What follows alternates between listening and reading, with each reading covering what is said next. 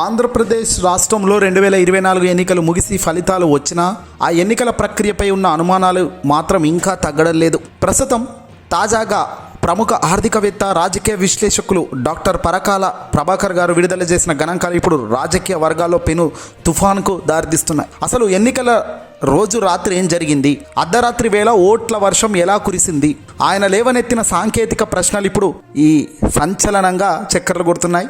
అలాగే ఆయన లేవనెత్తిన అంశాలను కూడా మీ ముందుకు తీసుకొచ్చే ప్రయత్నం చేస్తున్నాం. పరకాల ప్రభాకర్ గారు తన నివేదికలో ప్రధానంగా మే 13వ రాత్రి రోజున అంటే మే 13వ తేదీ ఆ రాత్రి జరిగిన ఓటింగ్ గురించి ఆయన ప్రస్తావిస్తూ గణాంకాల లెక్కను వివరించారు. సాధారణంగా పోలింగ్ సాయంత్రం 6 గంటలకు ముగియాలి, క్లోజ్ కావాలి. కానీ ఆ క్యూ లైన్లలో ఉన్న వారికి అవకాశం ఇవ్వడం వల్ల అది అర్ధరాత్రి వరకు సాగింది.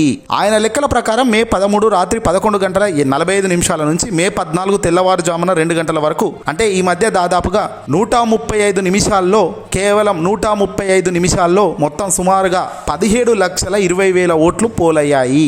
మొత్తం 3,500 పోలింగ్ కేంద్రాలలో ఈ అసాధారణ ఓటింగ్ జరిగిందని ఆయన డేటాతో సహా బయట పెట్టేశారు. అంటే సాయంత్రం 5 గంటల నుంచి రాత్రి 2 గంటల మధ్య సుమారు 52 లక్షల మంది ఓట్లు పడ్డాయి. ఇది మొత్తంగా ఓటింగ్లో చాలా కీలకమైన సంఖ్య. ఇక్కడే అసలు ట్విస్ట్ మొదలవుతుంది. ఎందుకంటే పరకాల గారు ఒక సామాన్య ఓటర్కు పట్టే సమయాన్ని ఆయన విశ్లేషించారు. టైం మేనేజ్మెంట్ కింద 20 సెకండ్ల మిస్టరీ ఇక్కడ ఉంది. 135 నిమిషాల్లో 3,500 బూతులలో సగటున ఒక్కొక్క బూతులలో 491 ఓట్లు పడ్డాయి.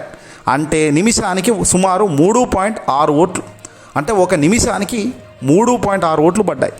దీని అర్థం ఒక్కో ఓటుకు 20 సెకండ్లు మాత్రమే సమయం తీసుకోవడం ఇక్కడ సంచలనం. ఒకసారి ఆలోచించండి, ఒక ఓటరు లోపలికి వెళ్ళి జరిగే ప్రక్రియ ఏమిటి? ముందుగా ఏజెంట్కు స్లిప్ చూపించాలి, పోలింగ్ ఆఫీసర్ దగ్గర సంతకం లేదా వేలు ముద్రలు పెట్టాలి, వేలికి సిరా పెట్టించుకోవాలి, ఆ తర్వాత ఓటింగ్ కంపార్ట్మెంట్లోకి వెళ్ళి బటన్ నొక్కాలి. ఈ పనులన్నీ కేవలం 20 సెకండ్లలో జరగడం నిజంగా మీకు సాధ్యమేనా?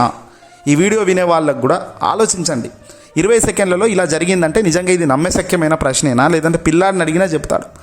4 అడుగులు వేసి ఇటు తిరిగి అటు తిరిగే లోపే నిమిషం 2 నిమిషాలు అయిపోయే పరిస్థితి ఉంటుంది. అలాంటిది 20 సెకండ్లలో, అంటే మెరుపు తీగలాగా పోయి చేశాడు. అంటే మెరుపు తీగ కన్నా వేగంగా అది అసలు సాధ్యమేనా? అది సాధ్యమయ్యే పాయింటా? సాధ్యమైన గణాంకాలైనా? సాధ్యమైన లెక్కేనా? ఇదే పరకాల ప్రభాకర్ గారు బయటపెట్టారు అసలు పాయింట్.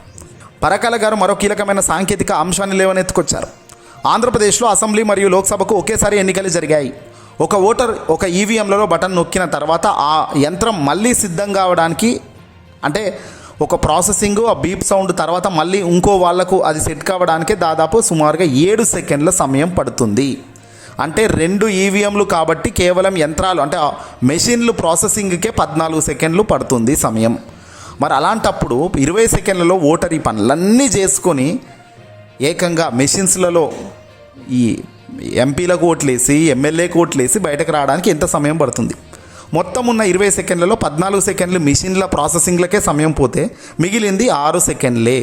ఈ 6 సెకండ్లలో ఓటర్ లోపలికి వెళ్ళి రావడం, సంతకాలు చేయడం, సిరా పెట్టించుకోవడం, 2 బటన్లు నొక్కడం జరిగిపోయిందా? ఇది సామాన్య మానవులకు సాధ్యమయ్యే పనేనా అని ఆయన బయట పెట్టిన సంచలన విషయం. ఇది మ్యాజికా లేక మరేదైనా అద్భుతమా అని పరకాల ప్రభాకర్ గారు కూడా ఎద్దేవా చేశారు. ఆయన ఏ పార్టీ గెలిచింది అనే దానికంటే ఓటింగ్ ప్రక్రియ పారదర్శకతపై ఆయన సంచలన ప్రశ్నలు సంధించారు.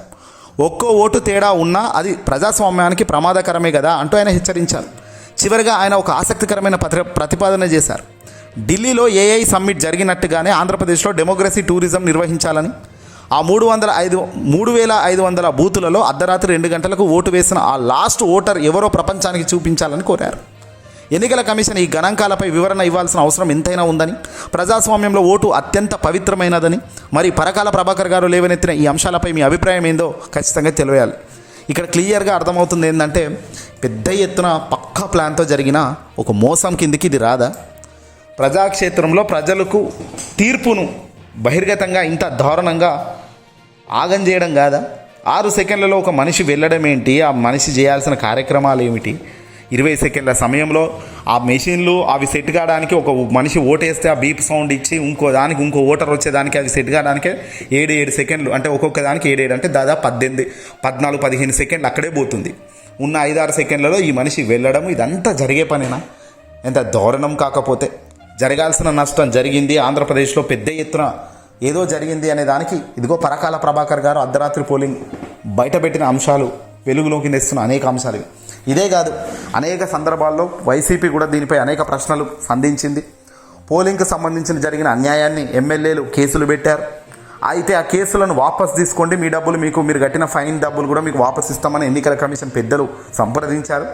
ఎందుకంటే అలా మేము తీసుకోమని వీళ్ళు గట్టిగా నిలబడడంతో ఆ కేసు అక్కడికే అది ముందుకు వెనకకు కదలకుండా ఆగిపోయింది. ఏం జరిగిందో పైన దేవుడికి తెలియాలి, కానీ ఆ కేసులు అయితే ముందుకైతే పోవడం లేదు. ఇప్పటివరకు దానిపై ఎలాంటి ఆర్గ్యుమెంట్స్ కానీ కోర్టులోకి పోయిన దాఖలాలు లేవు.